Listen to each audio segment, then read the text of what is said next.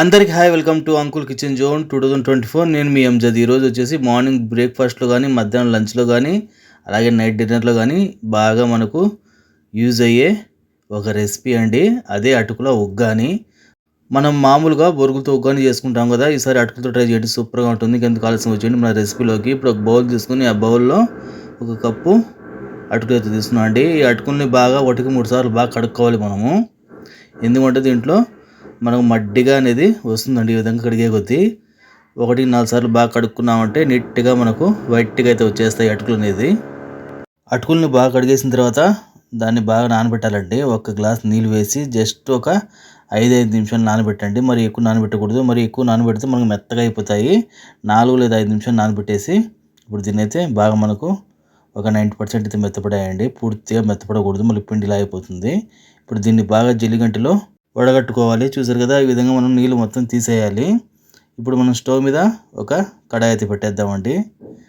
ఆ కడాయిలో మనం 3 చెంచాల నూనె అయితే పోసుకుందాము. మీడియం చెంచాతో నూనె అయితే మనకి మాత్రం పడుతుంది.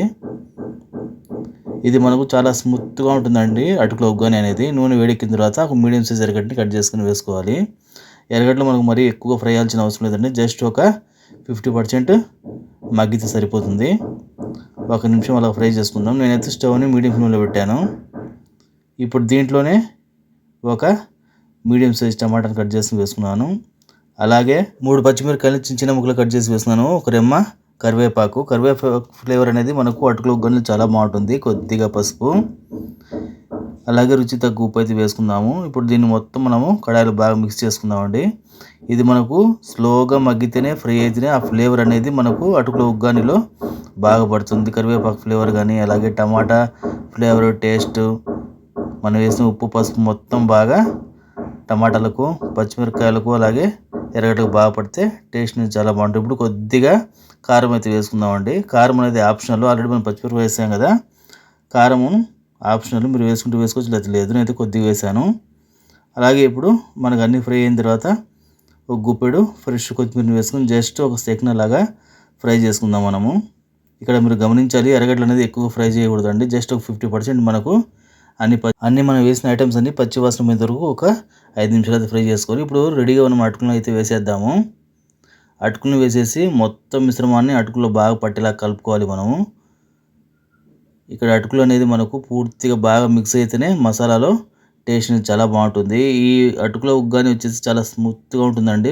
మనకు మార్నింగ్ బ్రేక్ఫాస్ట్లో కానీ, మధ్యాహ్నం లంచ్లో కానీ, నైట్ డిన్నర్లో కానీ తొందరగా అయిపోవాలంటే, ఈజీగా డైజెషన్ అవ్వాలంటే ఈ అటుకుల ఉగ్గాని అనేది ఒకసారి ట్రై చేయండి. చాలా బాగుంటుంది. బొరుగులతో చేస్తుంటాం కదా మనం, ఒకసారి అటుకులతో చేయండి. టేస్ట్ కూడా చాలా డిఫరెంట్గా ఉంటుంది, చాలా స్మూత్గా ఉంటుంది.